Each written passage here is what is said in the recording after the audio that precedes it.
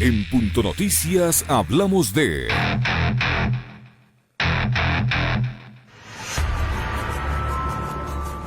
El juez Ángel Torres del Tribunal Contencioso Electoral declaró a Diana Tamainda, Enrique Pita, José Cabrera y Luis Verde Soto, todos integrantes del Consejo Nacional Electoral, responsables de haber incurrido en una infracción electoral muy grave, por lo que impuso su destitución, multa de $28,000 y pérdida de derechos políticos por 4 años.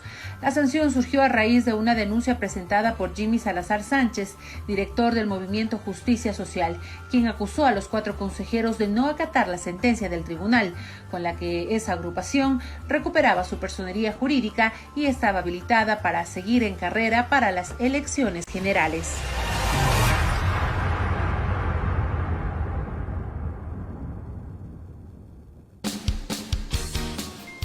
8 de la mañana con 44 minutos. Continuamos con más información y entrevistas en Punto Noticias, primera emisión. Y saludamos con don Omar Simón, expresidente del Consejo Nacional Electoral. Omar, ¿cómo está? Buenos días. Gracias por atender nuestra invitación. Bienvenido. Le acompañamos a Alexis Moncayo y quien le habla, Licenia Espinel. Queremos saber, en su opinión, cuál va a ser el desenlace de esta historia, de esta telenovela en la que se ha vuelto el proceso electoral 2021. Esto tras la decisión de uno de los jueces del Tribunal Contencioso Electoral que pide la destitución de 4 vocales del Consejo Nacional Electoral, quienes ayer en horas de la noche dicen que esta sentencia en primera instancia no interfiere con el desarrollo del proceso electoral. ¿Qué va a pasar? ¿Qué efectos va a tener esta sentencia? Omar, buenos días, bienvenido. Hola, Licenia, Alexis, buen día. Un gusto poder conversar un poquito con ustedes. A ver, creo que esa es una mancha más, el tigre ya, parece que ya no le quede manchas de la función electoral, ¿no? Y la cantidad de errores, desaciertos y conflictos que se han generado con este Consejo Electoral y este Tribunal Contencioso Electoral, cuyo origen, además de esta, entre comillas, de institucionalización del país generada a partir de la consulta popular y de las acciones, para mí, absolutamente autoritarias del Consejo de Participación Ciudadana Transitoria. Ahora, sobre el tema de la denuncia y lo que ha venido pasando, el primer antecedente que creo que es muy importante es que en torno a esto gira el tema de esta pretensión de Álvaro Noboa de ser candidato sin haber participado y sin haber generado ninguno de los procesos legales que implica una participación electoral de un candidato, ¿no?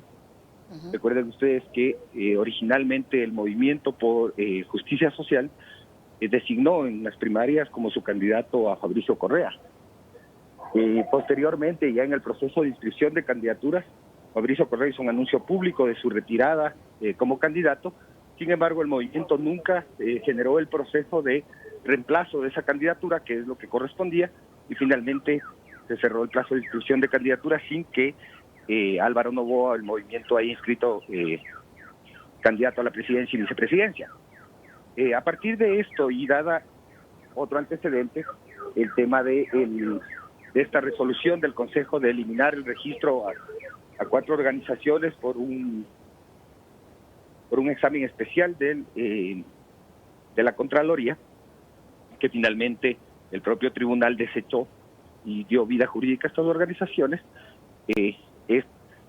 En este lapso, en este interín, estas organizaciones hicieron sus procesos internos, hicieron sus procesos de inscripción, pero el Consejo rechazó la inscripción de algunas de las candidaturas que habían pasado los procesos internos o no verificó los procesos de selección interna de candidatos. Entonces, aquí es donde viene el conflicto, porque hay una sentencia del tribunal, una sentencia de mayoría, que mandaba al Consejo Electoral a facilitar los procesos democráticos internos y los procesos de inscripción de esa organización política.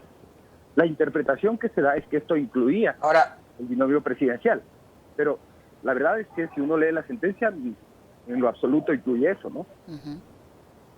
Omar, buenos días, un gusto saludarle y de paso enviarle un fuerte abrazo y un feliz 21.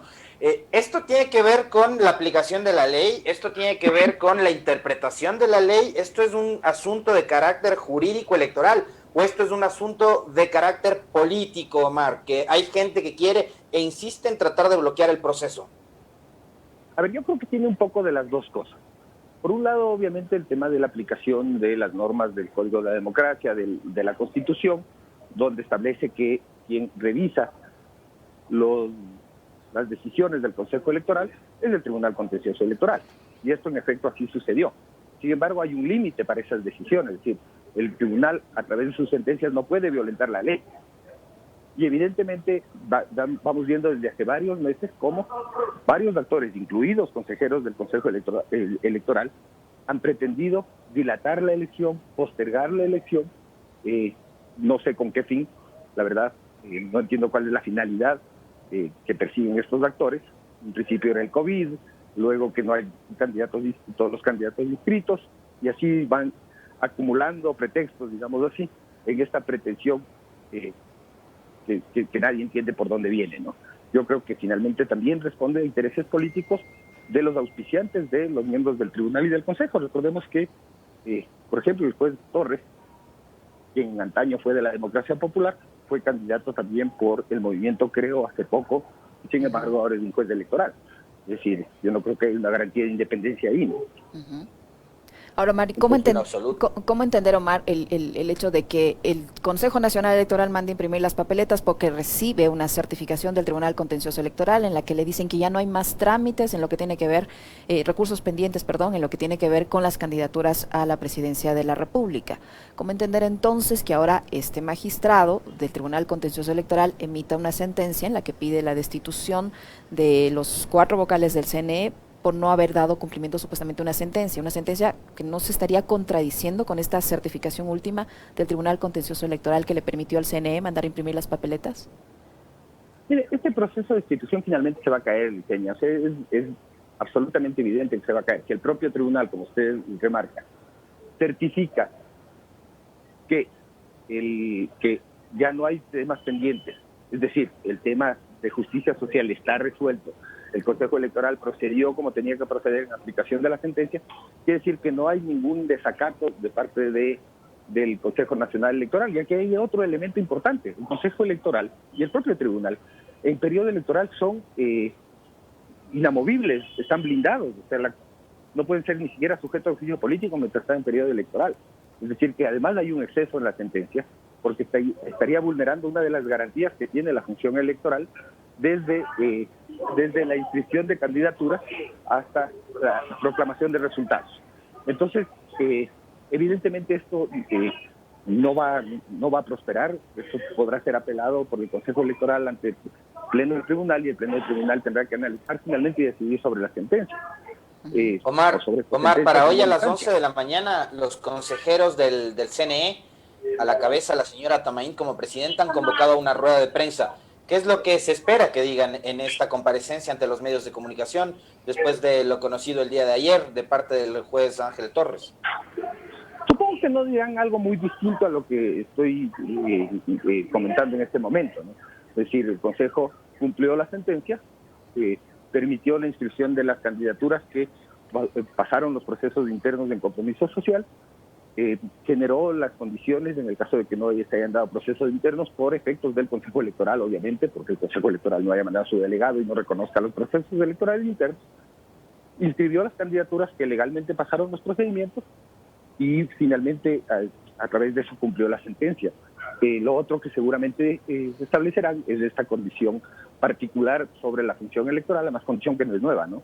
Y el propio tribunal tenía ese blindaje durante el periodo electoral, con lo cual no pueden ser destituidos, y anunciarán que van a presentar su apelación finalmente a la resolución del juez Torres, ¿no?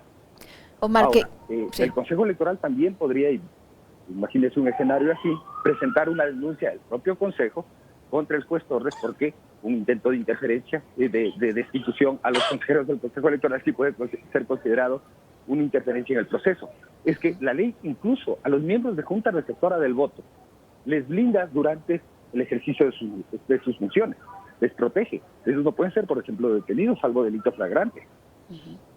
Omar, ¿qué peso tiene o podría tener en este proceso, en esta instancia del proceso electoral, el hecho de que el Comité de Derechos Humanos de la ONU haya solicitado al Estado ecuatoriano que se cumpla con la sentencia en el caso de justicia social, en el caso del empresario Álvaro Noboa? ¿Qué peso tiene esto? ¿Qué puede pasar con esta petición?